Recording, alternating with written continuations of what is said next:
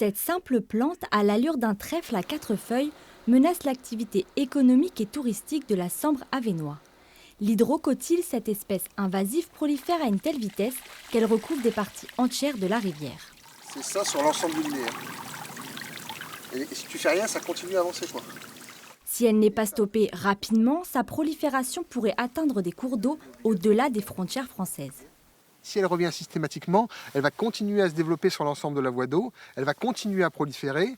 Ça pose la question de est-ce que les bateaux peuvent passer à terme, parce qu'il y a des endroits sur la Sambre où on est quasiment à tapis plein, et même s'ils peuvent passer, ils vont emmener avec elles l'algue.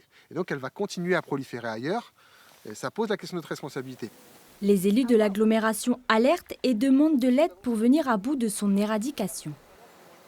Moi, je souhaite que Voies navigables de France, ils mettent les moyens extrêmement rapidement pour traiter l'hydrocotyle sur l'ensemble du linéaire. Ensuite, qu'on se mette autour de la table avec les collectivités qui vont contribuer à la gestion de la voie d'eau demain pour trouver des solutions dans la durée. Si sa présence inquiète d'un point de vue économique, elle pose aussi un problème écologique. Sur certaines zones, son épaisseur atteint 1 mètre, étouffant toute la faune et la flore en dessous.